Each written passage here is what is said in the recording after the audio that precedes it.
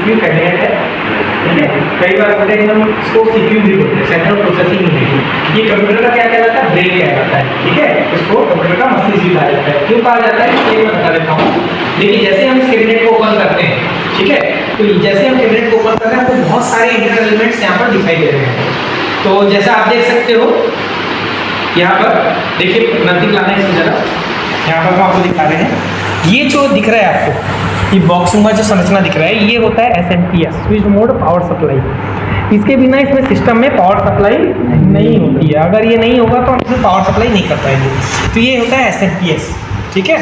अब यहाँ पर और भी कुछ चीज़ें दिख रही हैं, जैसे ये दिख रहा है आपको, ये एक राइटर है, DVD राइटर, ठीक है। तो पहले क्या होता था, इसकी जगह फ्लॉपी डिस्क वगैरह, मतलब स्टोरेज के आधार पे हम वर्क करते थे।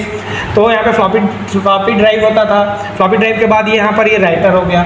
अब CD DVD का ज़माना है तो राइटर। अब क्या ज़माना आ गया? फ्लैश ड्राइव, पेन ड्राइव का ज़माना आ गया है। तो उसके लिए USB स्लॉट भी यहाँ पर मौजूद है। जैसे यहाँ सामने में भी 2 USB स्लॉट आपके सामने दिख रहे हैं, ठीक है। इसमें हम USB पोर्ट में USB ड्राइव को लगाते हैं और अपने डेटा को ट्रांसमिट कर सकते हैं। अब CPU में जब भी हम देख रहे हैं, जब भी हम देखते हैं इसके कैबिनेट में, तो 3-4 चीज़ें दिखती हैं। जैसे ये पावर स्विच है, ठीक है। जब भी CPU को, जब भी हमको सिस्टम ऑन करना होता है, हम पहले प्लग इन करते हैं। प्लग इन करने के बाद हम इस स्विच को ऑन करते हैं। जैसे स्विच बटन दबाएंगे ऑटोमेटिकली एग्जीक्यूशन होता है और जो हमारा डेटा होता है वो कहाँ से कहाँ पर जाता है? वो डिस्क से रैम में जाता है, मतलब रोम से रैम में वो ट्रांसमिट हो जाता है।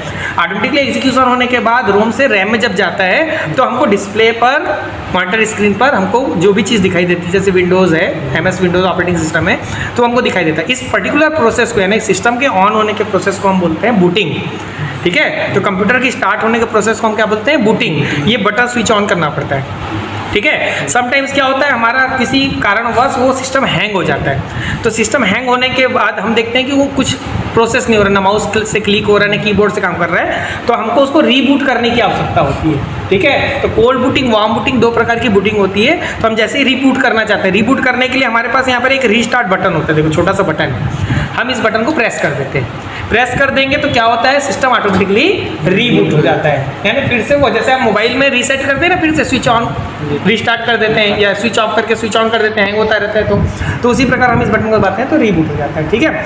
अब यहाँ पर देख रहे हो आप कि 2 USB पोर्ट है।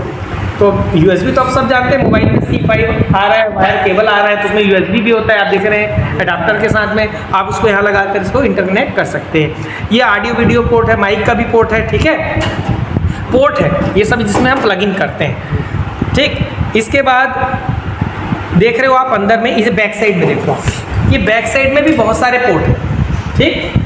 तो ये क्या हो रहा है यहाँ पर? ये पावर प्लग है हमारा। पावर प्लग जब हम अटैच करते हैं और करंट सप्लाई होता है, तो ये कहाँ जाता है? ये SMPS जो मैं आपको बताया था, इसमें फैन लगा हुआ है, इसको हीट होने नहीं देता है, ये ना फैन चालू हो जाता है, ठीक है। वैसे USB पोर्ट है, ठीक। VGA केबल के लिए VGA पोर्ट है, जैसे बहुत सारी USB है यहाँ पर। ये HDMI पोर्ट है, जिसमें सब प्लग इन करते हैं कनेक्टर वगैरह का, जैसे माइक, ऑडियो वीडियो पोर्ट यहाँ पर अवेलेबल है, ठीक। इसके बाद हम थोड़ा जल्दी कर रहे हैं क्योंकि है ना, टाइमली हम इसको बता दें। तो यहाँ पर आप देख रहे हो ये बहुत सारे वायर्स हैं जो अलग अलग जगह पर कनेक्ट हैं। तो जैसे ये पावर का एक केबल गया है, यहाँ पर कनेक्ट हुआ है। ये किस में कनेक्ट हुआ है? ये जो बोर्ड दिख रहा है ना आपको, ये मदर बोर्ड कहलाता है। मदर बोर्ड कहते हैं इसको। ये जो बोर्ड दिख रहा है जिसमें सारी चीज़ें फिट है, ये मदर बोर्ड, जिसमें ट्रांजिस्टर भी है ना, आपका कैपेसिटर भी है, चिप भी है, ठीक है। और जो प्रोसेसर होता है वो यहाँ पर होता है, इस फैन के नीचे। प्रोसेसर फैन है ये, इसके नीचे में एक चिप रूमा संरचना होती है, चिप लगा होता है। CPU एक्चुअल वही होता है ना। CPU with in a single chip is called micro processor. तो वो वहाँ पर रहता है जो उसको प्रोसेस करने के लिए जिम्मेदार होता है, ठीक। तो ये अलग अलग चीज़ें यहाँ पर लगी हुई है। अब यहाँ पर आप देख रहे हो, यहाँ पर मदरबोर्ड में एक चीज़ लगा हुआ है, ये स्लॉट पे, ये देख सकते हो आप, ये होता है रैम।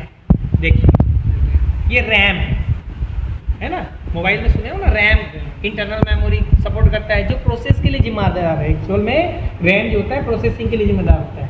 ये अगर सही नहीं तो आपका सिस्टम ऑन नहीं होगा, मतलब आपके सिस्टम पे वर्चुअली वो कुछ भी रिप्रेजेंट नहीं होगा, ठीक है।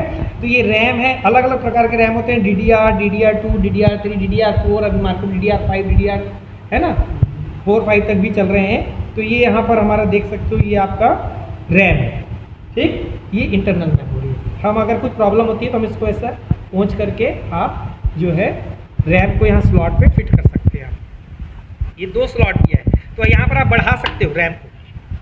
अगर आप ये जैसे 2 GB का मान लीजिए, तो यहाँ पर आप 2 GB का और लगाकर 4 GB का कर सकते हो अपनी कैपेसिटी का। तो 2 GB इनफ होता है, कोई दिक्कत नहीं। बड़े मल्टीमीडिया गेम तो हमको खेलने नहीं है ना, इसके लिए।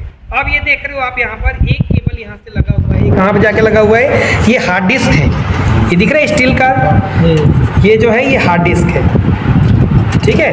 अब इसमें भी क्या होता है, कई के समय तक आप जैसे इसको ऑन नहीं कर रहे हैं तो डस्ट आ जाता है, डस्ट की वजह से ही ज़्यादातर ये खराब होता है, इसलिए इसको हमको सफाई करते रहना पड़ता है, ठीक है। ये डेटा केबल है, ये जो है साटा केबल होता है, इसको साटा के पहले चौड़ा चौड़ा केबल आता था, ठीक है, इसको पाटा केबल बोलते हैं। तो ये साटा हार्ड डिस्क है, ये हार्ड डिस्क है, स्टील का डिस्क है ये कवर, उसके अंदर में 0.0005 इंच की प्लेट्स होती है, एल्युमिनियम प्लेट्स। पहले क्या होता था, पॉलीथिलिंग मटेरियल का प्लेट्स होता था, अभी इसमें क्या होता है, इसमें जो है हमारे पास एल्युमिनियम प्लेट्स होती है, उसका बंच होता है, कई एल्युमिनियम प्लेट्स का बंच, जो 0.0005 जो है इंच पतली होती है। सोचिए आप कितना पतला, जिसको हम नगण्य आंखों से देख नहीं सकते, इतनी पतली डिस्क होती है, इसको अंडरस्टैंड करते हैं, ठीक है, जिगजैग पैटर्न में रीड करता है।